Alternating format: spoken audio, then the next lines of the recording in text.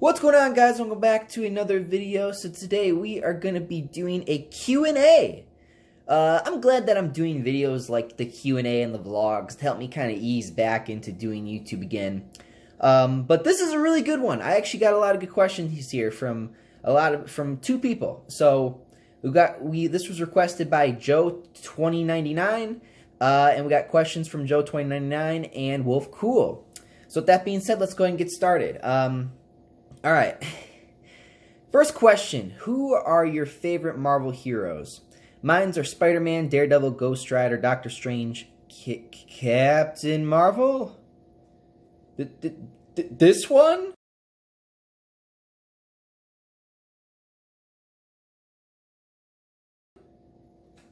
Or this one? I would hope it's this one.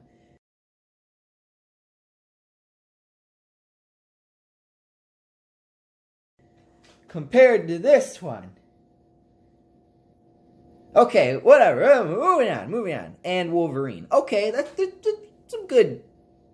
It's good. I don't know how I felt about the Captain Marvel one, but okay. Alright, mine are Spider-Man.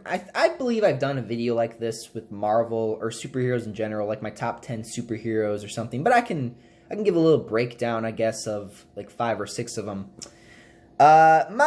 I would say mine would be Spider-Man, like number 1 to all, like wherever. It's like Spider-Man, Wolverine, Daredevil, Captain America, Ghost Rider, Iron Man, and Hulk. Like those would be my my picks for my top like 6 or 7 at the top of my head. I'm sure that if I actually thought about it and broke it down into a video or something that I would. I don't know if I did this. I think I did a video like this. I'd have to go check.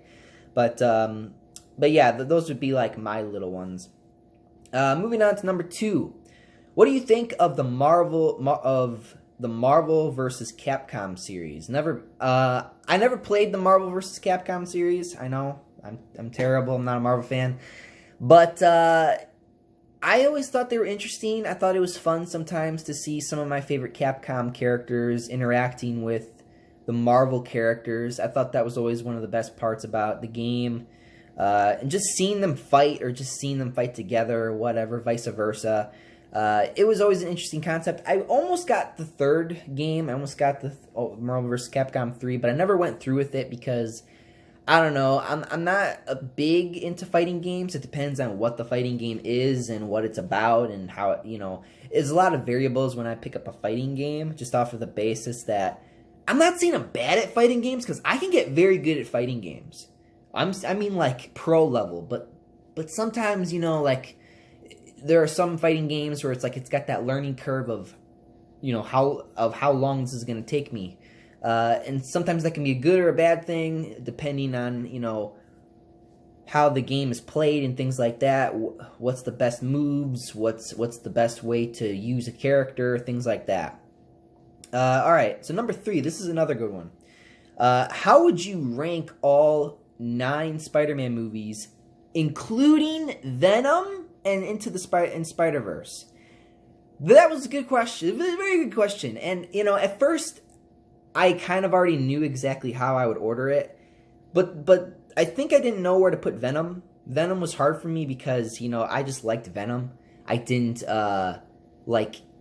compare it to other Spider-Man movies until literally, like, a few days ago. So I thought about it, and I think I know exactly where I would put it. At least for me. I'm sure you guys have your own list. Go ahead and put your guys' list of your top 9 your ranked Spider-Man movies in the comments below. Okay, so mine, starting at the bottom, obviously. We'll go to the bottom, go to the top. Spider-Man Homecoming, Spider-Man Far From Home, Spider-Verse, The Amazing Spider-Man 2, Venom, The Amazing Spider-Man 1, Spider-Man 3, Spider-Man, and Spider-Man 2. That would be from bottom to top. That would be my list. I'm sure you guys have a different list, or maybe it's a little different in the middle. But that's what I would have as my list. Number 4, can you do how I would make a Spider-Man PS4 sequel? I didn't know how to answer this question. You know, usually when I make these videos, I have the answer already. I already have it. I write it down to give myself a lead into my examples of what my answer would be and all that stuff. But I didn't have an answer for this one. Just simply off of the basis that I don't really... I don't know if I would do that. Just off of the basis that I wouldn't know what to do with Miles. I wouldn't know what to do with Spider-Man. I wouldn't know what to do with MJ, because apparently they're doing comic books right now. And MJ's like in some foreign country right now, and it's like, I don't know. I'd have to read the books. And I haven't read those books. I don't care about the Spider-Man PS4 comics. I do not care about those. I'm more into the Amazing Spider-Man books and some of the team-up books. I don't really read the the ones from Insomniac. But would I do it? Would I make how I would make a Spider-Man PS4 sequel for the second game? I would, but I don't know. I wouldn't know what to do with it. I need time. I would need time to think about it, to actually sit down and think about how I would do that one.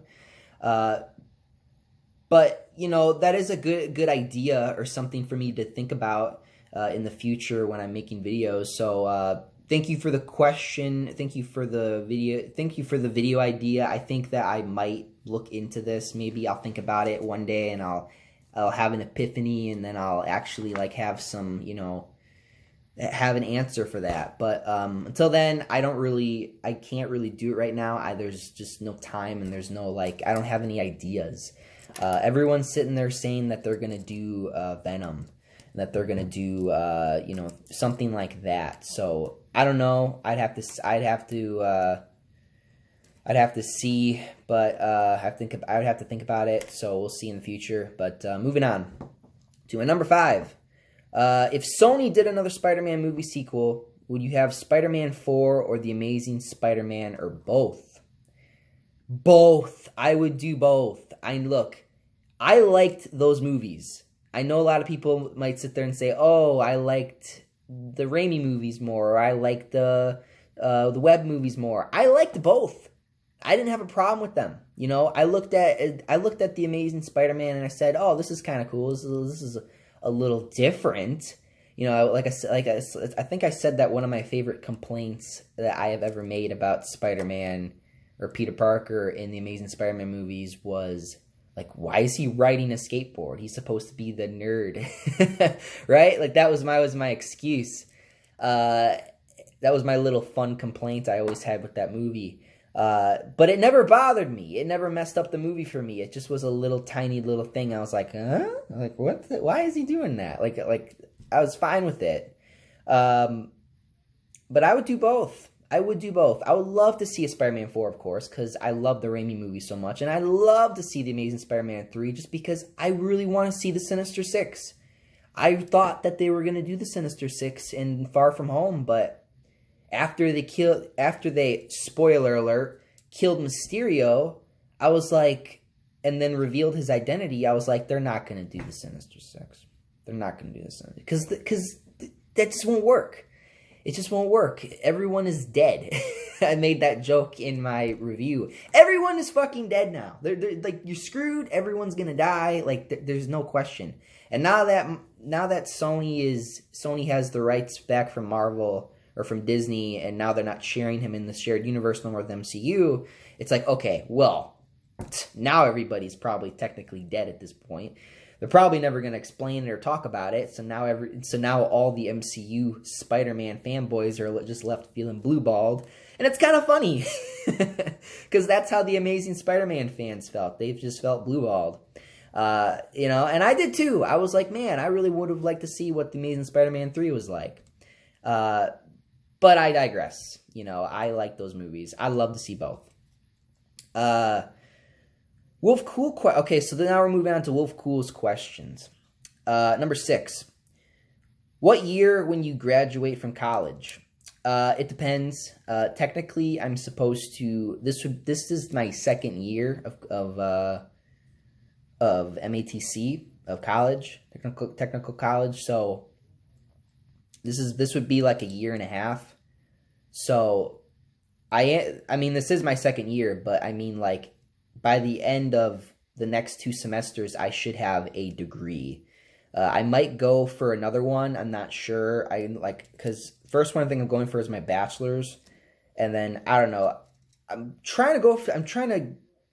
Well, it depends on what I'm going for. I'm trying to teach, so I'm kind of trying to go for like a teaching major. I'm trying to enroll in a teaching major. So that's what I'm trying to do. I don't know how many degrees I'll need, but with college, you know, people ask you what year do you graduate, but the college is different because it depends. Because you could graduate in like 4 years, you could graduate in like 2 years, you could graduate in like 8 years. Like, it just depends on what you're going for. I mean, that is a really odd question to ask me, just off of the basis of colleges. You know, very complex with graduation and stuff like that. So you gotta really, you know, it depends on the question. But face value, I mean, technically it should be for me within like a year and a half. So I should be ready to graduate soon, get my bachelor's. Okay, so moving on, number 7. When you heard that Tom Holland is still playing Spider-Man, I thought you were gonna rage out. Now, this isn't really a question. I just saw him write this to me, and I just thought, well, this would be interesting to, you know, talk about. And, you know, that is funny because we live in a strange time because, you know, people have different opinions and people have different views on things. And, you know, when I was younger, I would say to myself, whatever Stan Lee said when it came to comic books or Spider-Man or any of his characters or anything like that, it's fucking law. Like, it is the law now. Like, he said that this is how it's going to be, this is how it's going to be. You know, but the first time that I said, no, I'm not a fan of that, or I don't trust that judgment, was with Tom Holland. And he said that he saw potential in Tom Holland. And, you know, I think there is potential in Tom Holland. I think that he has the potential to be one of the best ones, one of the best Spider-Men. It's just, in the movies, it's just, he's held back by bad writing. He's held back by this constant problem with the way they're doing the movies.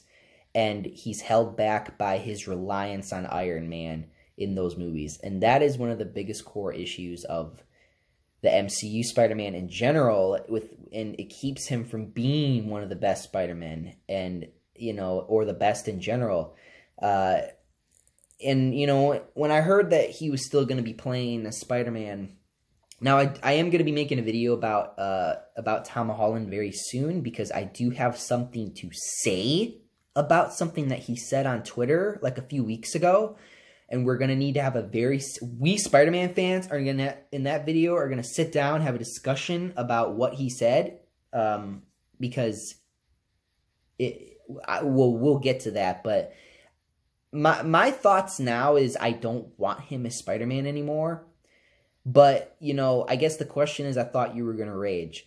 No, I didn't rage because I knew the smart thing for Sony to do would be to be like, yeah, guys, we can't just reboot it again. People are getting sick of the reboots. Let's just keep him and try to fit him into the Venomverse or whatever we're going to do with this. And then, you know, go from there. I don't know. When I heard that, I was like, okay, maybe this will be better because Sony's got it. But I don't know. I'm still kind of skeptical because, you know, we don't know what's going to happen. You know, still a lot of behind-the-scenes stuff going on right now, but we'll see what happens. All right, moving on to my number 8. What would your reaction be if you hear that Miles is coming into the MCU? Bye! Miles Morales. No.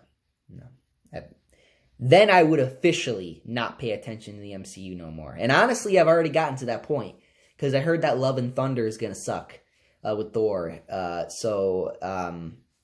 Yeah, I mean, I'm pretty much done, man. I mean, Moon Knight and She-Hulk, like I said, look good, but they're like TV series, so that's not really anything too exciting. So I don't know what else to tell you, so there you go. If Miles comes in the MCU, then you damn well know I'm just gonna...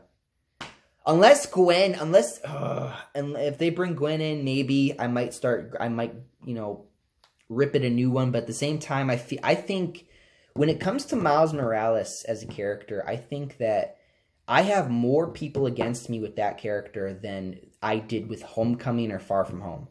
Because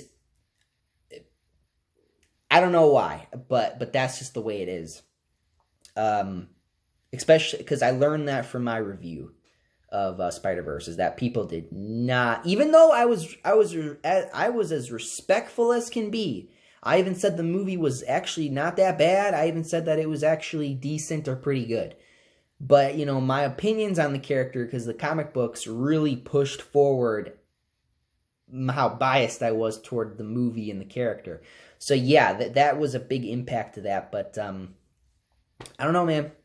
All right, number 9. What would your reaction be if Spider-Man returned to Phase 5? Again, this is a question. This is a question I didn't really have an answer written down. If he returned to Phase 5, I would be okay with it, but